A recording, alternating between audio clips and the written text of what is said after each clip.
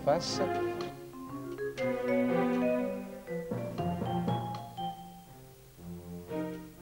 Sur le circuit, les commissaires ont plusieurs tâches. C'est pour ça que vous pourrez remarquer que nous sommes d'abord organisés comme comme une petite armée, en quelque sorte. Chaque commissaire peut porter des couleurs différentes. Les verts sont les commissaires d'intervention qui interviennent sur la piste. Les combinaisons bleues, donc, ce sont des commissaires feu qui peuvent assister les pompiers professionnels qui travaillent avec nous. Et nous avons aussi un corps de commissaires qui est excessivement important, c'est le corps des commissaires au drapeau. Ce sont eux qui signalent, et leur rôle est particulièrement, leur demande une grande vigilance à Monaco, ce sont eux qui signalent les incidents, car les pilotes n'ont qu'une visibilité réduite compte tenu de la hauteur de rail tout autour du circuit. J'ai fait le premier, monsieur. J'ai rempli le sac de sable au coin du port. Le sable arrivait de Saint-Tropez, on remplissait le sac, et on les mettait sur le circuit. Et lorsque le Grand Prix était fini, on les vidait au Monte Carlo Beach, sur la plage. Vous voyez, je l'ai fait. J'ai fait 41 heures au Grand Prix. Avec le temps, le Grand Prix est devenu partie intégrante de l'histoire de la principauté.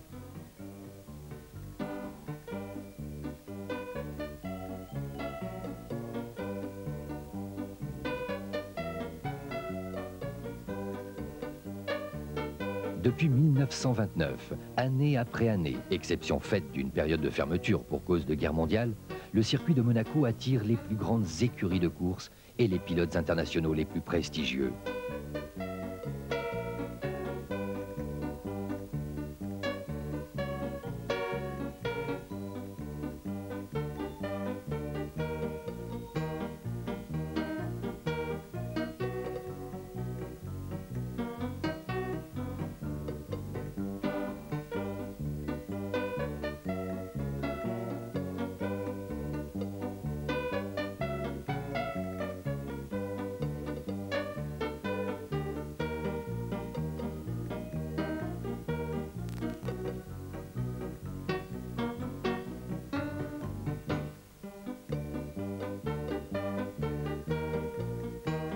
Fangio, Brabham, Hill, Stewart, Lauda, Prost, Senna, Schumacher et aujourd'hui Panis.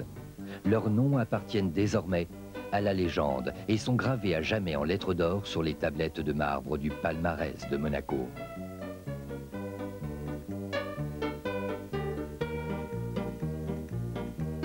Pour les spectateurs présents dans les gradins, suivre le passage des Formule 1 sur le circuit relève souvent de l'exploit. C'est pourquoi un écran géant, unique au monde, permet à tous de suivre en temps réel les péripéties de la course sans prendre le risque d'attraper un torticolis.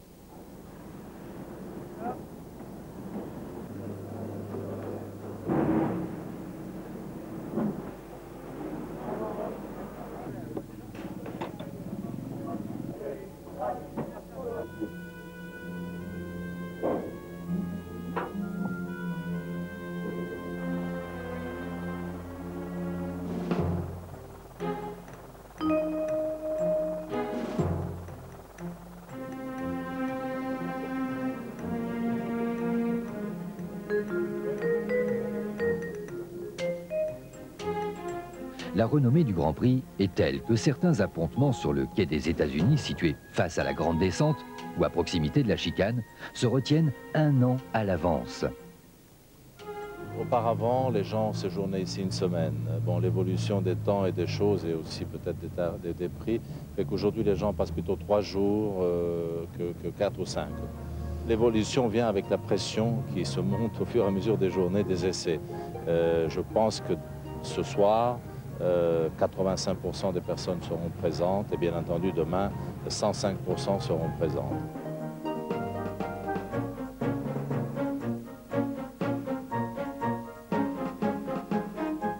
Ce magnifique voilier, le Cygne, arrive directement de Nouvelle-Zélande. Il a pris la mer il y a 6 semaines. Il a affronté les océans, passé les 2 tropiques et la ligne de l'équateur, vaincu les colonnes d'Hercule pour une seule escale de 3 jours dans le port de Monaco. Ils sont ainsi des centaines de yachts immobilisés le long des quais à offrir aux regards leurs étraves de rêve. De ces postes d'observation exceptionnels, les propriétaires confortablement installés sur le pont de leur navire Placide Suivront bientôt de bout en bout l'affrontement impitoyable des monstres colorés.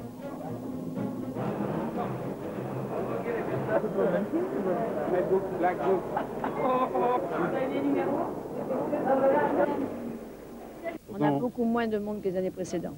Les Italiens sont les 80% de notre clientèle ici à Monaco. Dans cette période-là, oui. Beaucoup d'Allemands. Beaucoup d'Allemands. Surtout là, depuis hier. Et bon, des bons clients.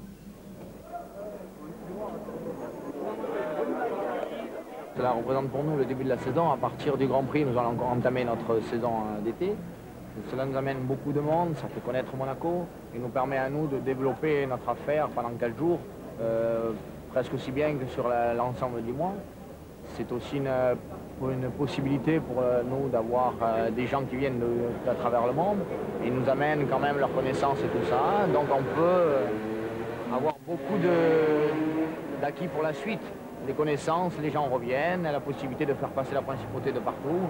Et nous, les petits restaurateurs, d'avoir du monde et de pouvoir travailler encore plus. On fait des journées de 17 à 18 heures. Les heures de repos sont très courtes pendant que les voitures tournent. À partir de là, on est envahi fréquemment. Dès la fin des courses, les gens sortent pour aller boire, manger. Donc, beaucoup de travail.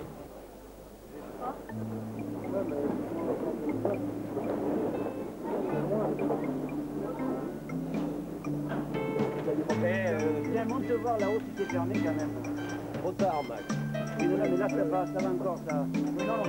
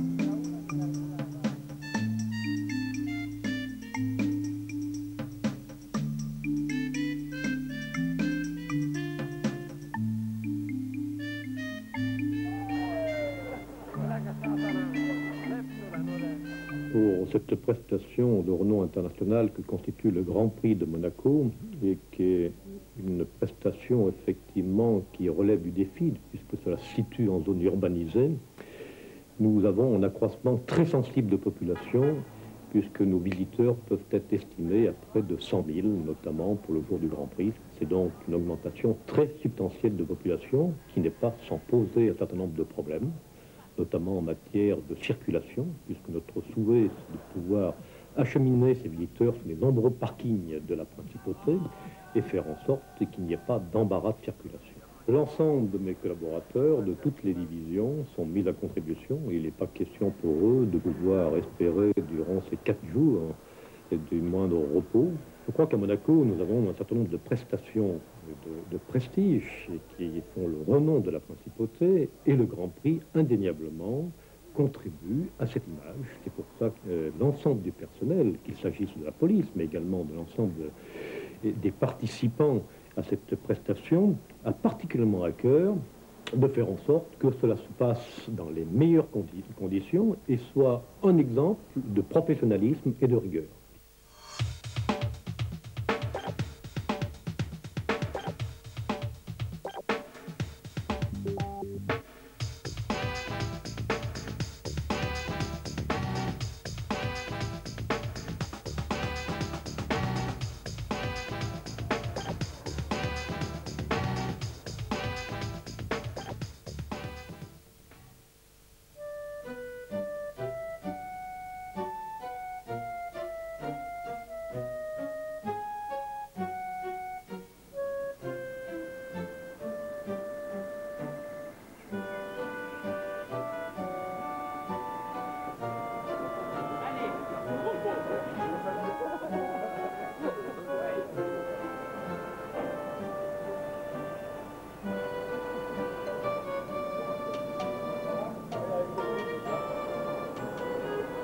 100 mètres jusque là. D'accord. Et les stands seront mis et les assistants seront mis. D'accord.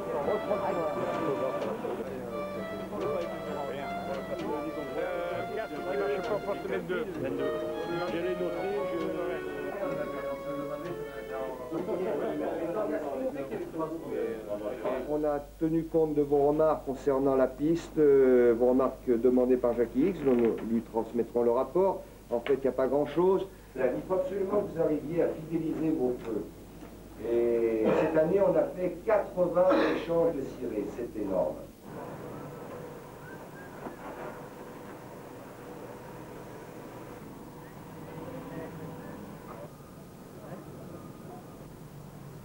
Le centre de décision pendant la course, il est sur le quai, dans l'immeuble de la direction des courses, au dernier étage de cet immeuble, avec là, encore une fois, tous les responsables, sous l'autorité, tant que la course dure, du directeur de la course, Jackie X, et qui, bon, avant chaque épreuve, dit les quelques mots qu'il faut dire pour que chacun se sente totalement mobilisé. Si vous étiez dans la direction des courses, pendant le Grand Prix, vous vous rendriez compte qu'en fait, on n'a affaire qu'à des professionnels. L'Automobile Club a une tradition de formation de ces bénévoles qui en font de très grands professionnels.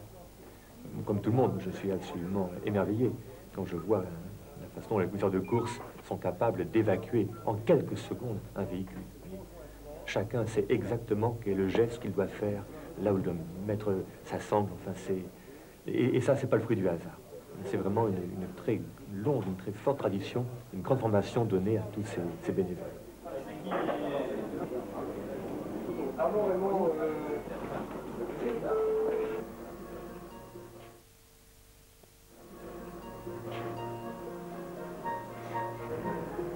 Tout Monaco est sur le pied de guerre. Dans les restaurants les plus prestigieux, comme sur le circuit, on met une dernière main à la pâte pour fignoler le menu du jour. Spécial Grand Prix.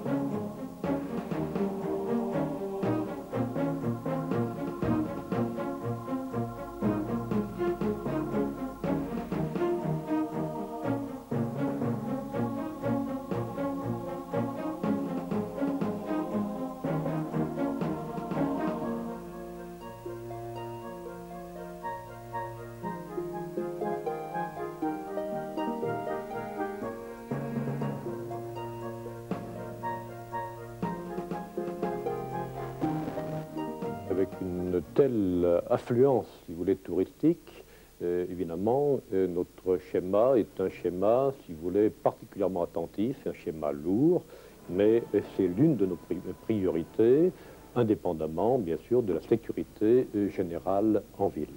D'une façon globale, la tenue des touristes est pratiquement exemplaire.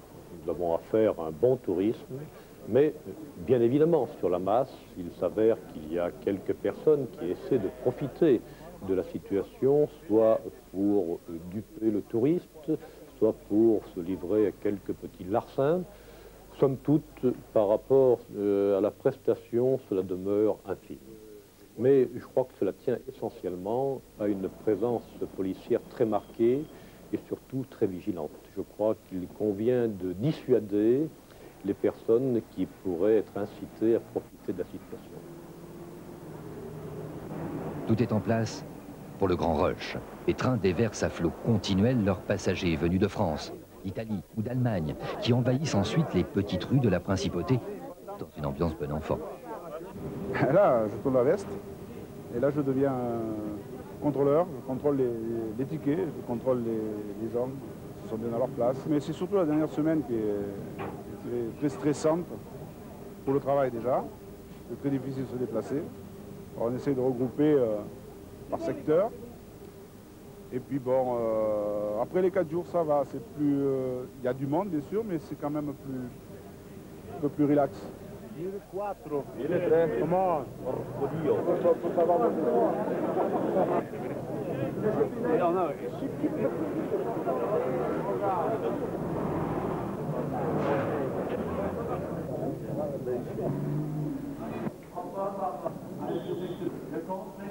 Ici à Monaco, vous l'avez senti, vous le sentez tous les jours, tous les moments. La voiture de course comme la voiture de rallye, c'est quelque chose qui fait vibrer des centaines et des centaines de personnes. Vous savez qu'il y a plusieurs centaines de personnes qui sont commissaires sur le Grand Prix de Monaco et qui viennent de toutes parts de l'Europe pour pouvoir être commissaires à ce Grand Prix. Donc ce qui m'a vraiment poussé, c'était vraiment de voir les petites matines, les petites voitures tourner. Là, c'est quelque chose d'extraordinaire.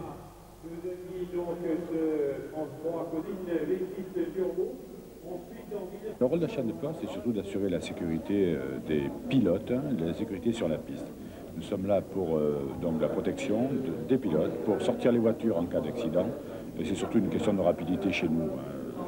Sortir les voitures les plus vite possible, parce que la piste est quand même relativement étroite, et pour empêcher tout dérapage éventuel, tout crash, autre crash que la voiture qui est sur la piste, c'est une question de rapidité. Et les commissaires sont formés pour ça, nous aussi d'ailleurs. Les anges gardiens, oui, les anges gardiens de la piste et des pilotes.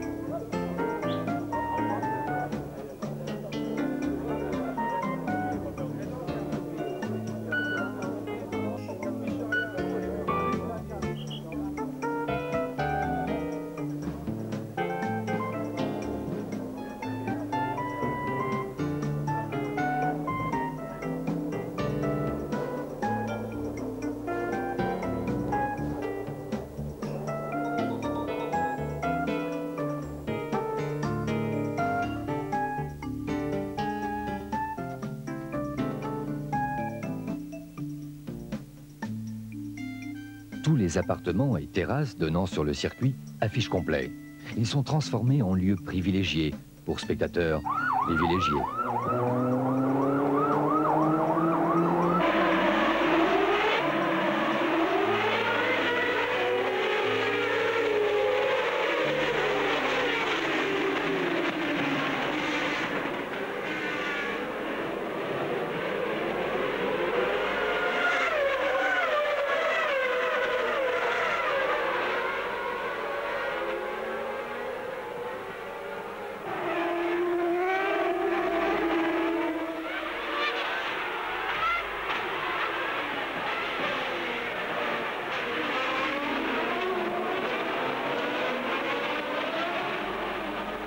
Grâce à la magie de la télédiffusion, Monaco, l'un des plus petits États du monde, peut inviter 1 milliard de spectateurs à venir assister en direct à son Grand Prix de Formule 1.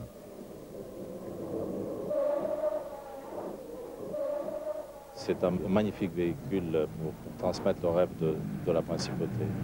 Les 5 feux sont allumés, rouge, départ. Départ donc de Damon Hill qui est parti le plus vite. Qui est devant apparemment, qui va aller en deuxième. Allez-y, le troisième, dernier et quatrième. Hill in the lead, he got a better start from Schumacher. Schumacher got too much wheel spin. Hill leads from... Il y a un problème anormal pour Jean Alesi. Problème donc, Panis a le commandement. Olivier Panis a le commandement pour l'instant avec 4 secondes sur Coulthard. Jean Alesi repart, Jean Alesi repart. Il reçoit les notes pour Jean Alesi. Il est troisième. Jean Alesi va revenir.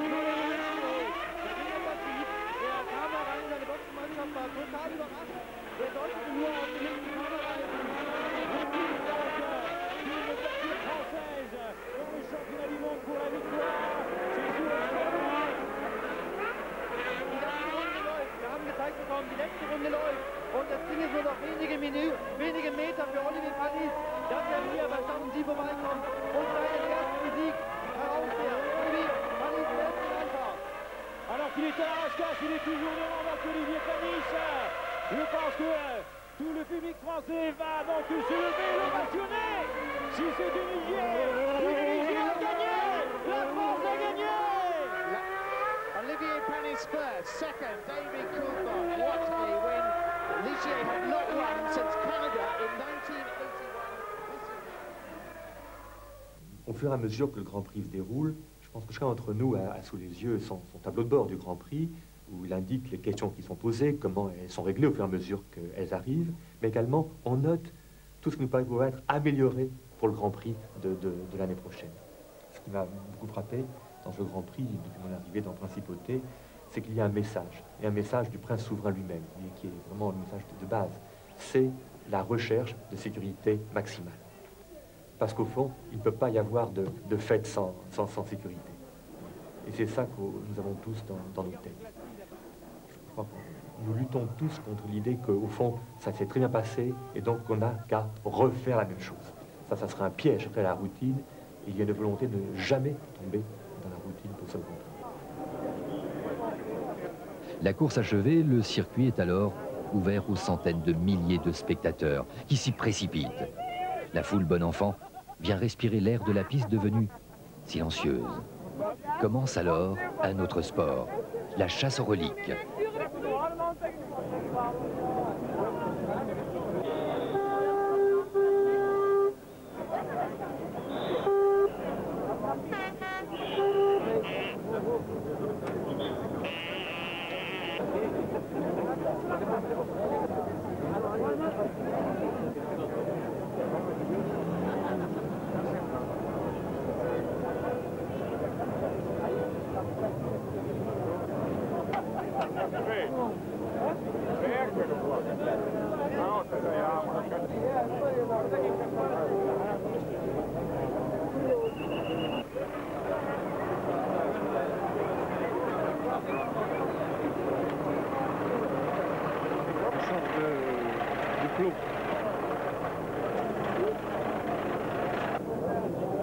Ça y est, ils ont ouvert de l'autre côté.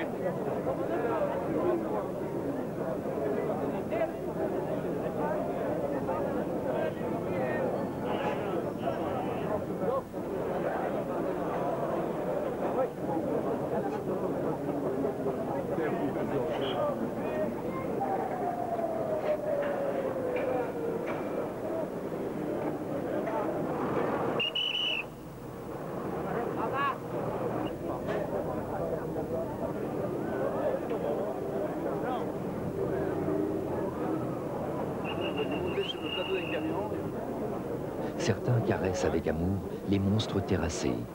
Les plus audacieux tentent de s'approprier subrepticement des débris de carrosserie ou même des boulons.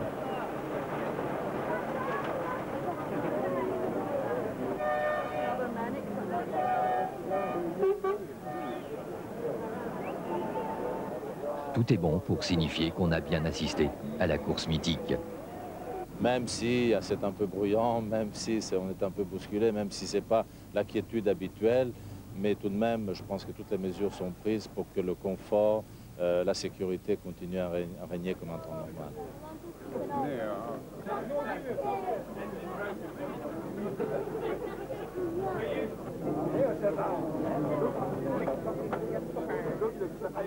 Il y a tout, il y a l'ambiance, il y a... je sais pas... C'est quelque chose un peu de spécial ici. Est-ce que les gens sont gentils avec vous? Oui, il n'y a rien à dire. Est-ce que c'est une place que les gens vous envient? Oui. Et il y en a qui ont déjà proposé de l'argent pour rester là, que j'ai dit non. Pour vous remplacer? Non, pour regarder le Grand Prix. Vous êtes très près des voitures là, vous n'avez pas peur? Ben non, parce que je suis quand même bien protégé. Hein.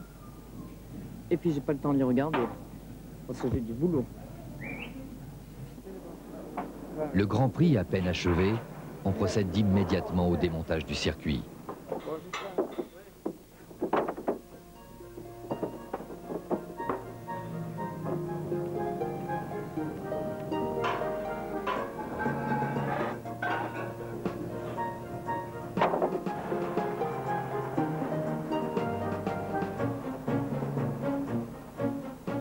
aux visiteurs, ils sont repartis comme ils étaient venus, en laissant derrière eux les vestiges de leur passage. 600 tonnes de détritus divers, canettes de fer blanc, plastiques et prospectus variés jonchent le sol de Monaco.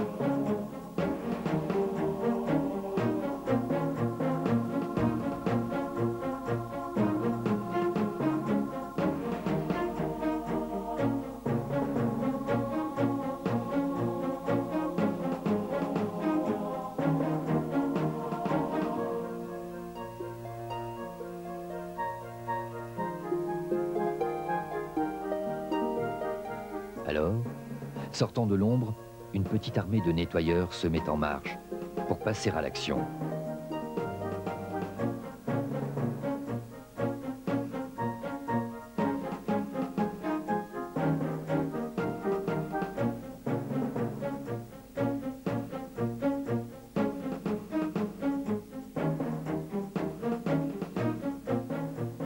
En moins de 4 heures, les rues humiliées, le port ravagé, le glacis du rocher piétiné sont libérés de leurs immondices et retrouvent leur propreté légendaire. 4 heures, au cours desquelles l'usine ultramoderne de traitement des ordures ménagères, fonctionnant à plein régime, va transformer en fumée les souvenirs dégradants de ces envahisseurs d'un week-end. Je suis fier qu'un Grand Prix se fasse à Monaco et je pense qu'il est important que le Grand Prix se fasse à Monaco parce que c'est quand même une image de marque pour la principauté. Et puis je pense quand même que les pilotes sont très heureux de venir courir à Monaco.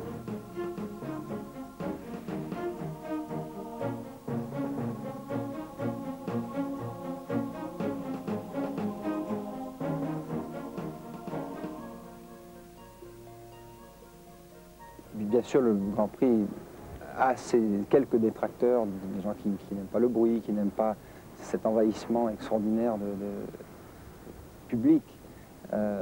Mais dans la grande majorité, les Monégasques ont adopté le Grand Prix, et ce depuis fort longtemps.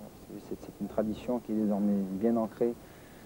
C'est un événement prestigieux du calendrier du sport automobile, et c'est un événement non seulement européen, mais planétaire. Il y a une telle mobilisation d'un nombre presque incroyable pour nous de volontaires. Et sans eux, on ne pouvait pas avoir de Grand Prix.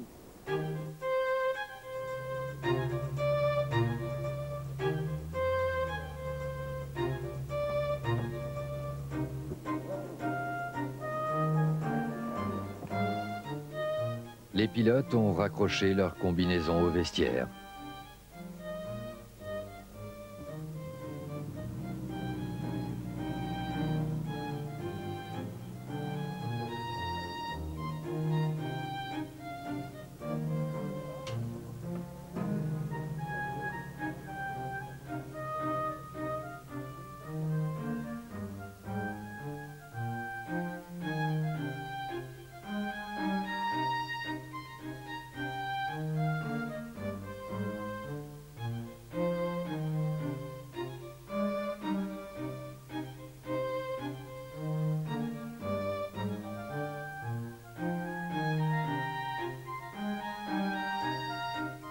Cette fois, tous les acteurs du Grand Prix revêtus de leurs habits d'apparat viennent célébrer dans un même élan vainqueurs et vaincus.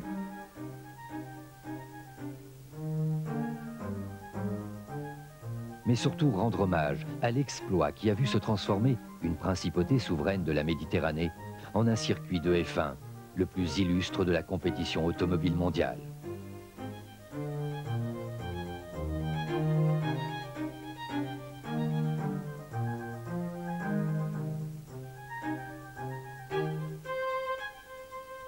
Tandis que la ville, retrouvant sa quiétude et sa douceur habituelle, s'habille de multiples lumières, la mer, comme un miroir, vient refléter les scintillements de la fête qui s'apprête. Car à Monaco, tout s'achève toujours par une fête.